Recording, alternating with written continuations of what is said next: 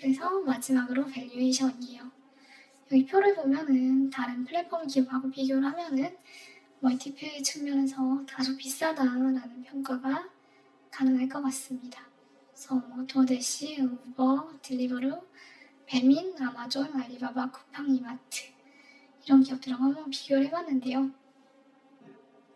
이제 PR 같은 경우에는 흑자로 돌아섰으니까 이걸 이제 다시 한번 산정해야 될 것 같은데 몇백이 넘어가니까 사실 큰 의미는 없어요. 그래서 보면은 PBR도 좀 압도적으로 높고 이제 아마존이 좀 비슷한 추이네요. 그 다음에 PSI도 보면은 굉장히 높은 상황입니다.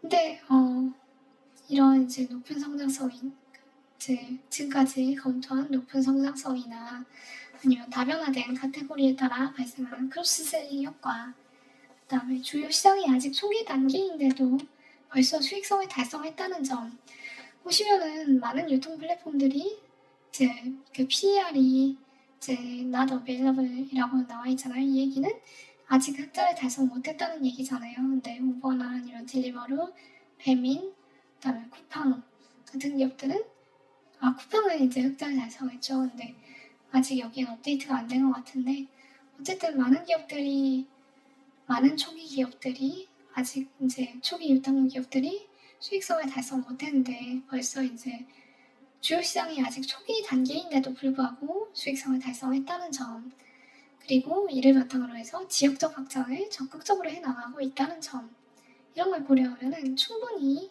프리미엄을 줄 수 있는 상황이라고 판단돼요. 그리고 이제 이게 18년에서 24년까지의 재무 성과거든요. 보시면은 이제 매출 증가율이 이제 204%에서 지금 24.17%라고 나와 있는데, 매출 원가를 보면은 매출 원가의 증가율은 이제 126%부터 시작해가지고 매년 그 매출 증가율에 비해서 훨씬 더 작게 되고, 그래서 총 매출 이익이 급격하게 증가하는 추이를 볼 수가 있고, 그 다음에 판관비도 굉장히 낮은 수준으로 잘 유지를 하고 있어요. 그리고 상대적으로 볼 때 R&D 증가율이 이런 판관비 증가율에 비해서 최근에 더 높게 나타나고 있는 것은 그만큼 자본 배치를 R&D 측면에 많이 하고 있고, 거기에 따라서 이제 앞으로 성장성이 더 높아질 거를 기대할 수 있다라고 생각합니다. 그리고 영업 비용 증가율도 이제 상대적으로 더 낮게 유지를 잘 하고 있어요. 그래서 보면은 이제 전 세계 음식 시장 기대 성장률 아까 봤듯이 10% 정도 된다고 했었잖아요. 그리고 앞으로 소비자가 편의성을 추구하는 데 따라가지고 증가할 온라인 배달 시장 침투율, 그다음에 카테고리 확장 효과, 그다음에 지역적 확장 효과, 이런 걸 감안하면은 상장 기간 동안 이제 매출 성장률이 20% 수준은 유지될 거라고 기대하고 있습니다.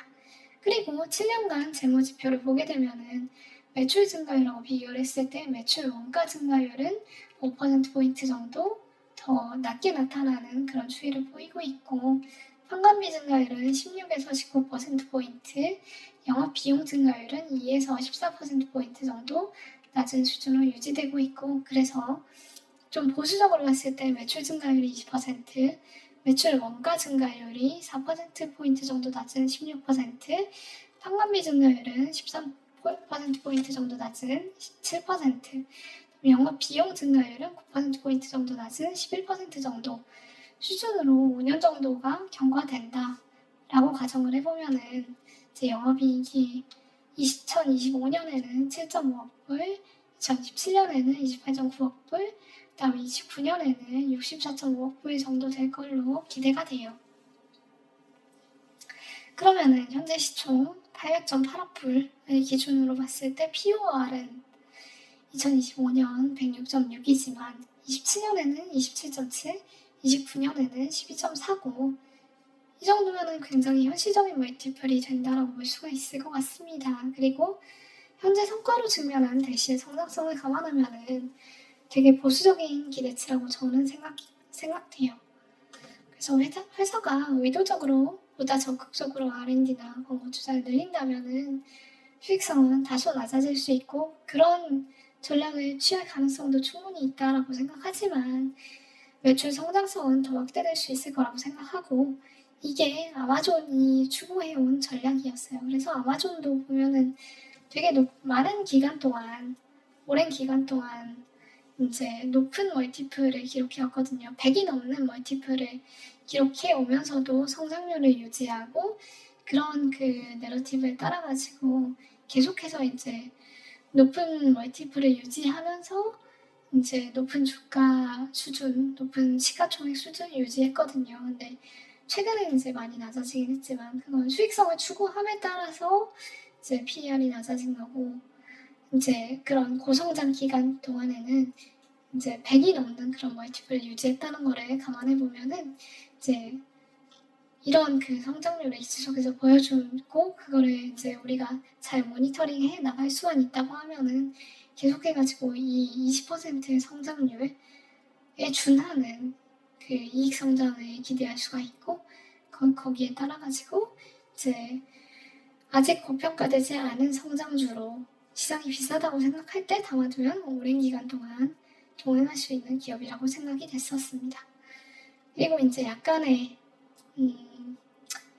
조미료라고 볼 수 있는 거는 이제 3월 10일에 S&P 500 지수에 편입된다라는 뉴스가 발표가 됐어요.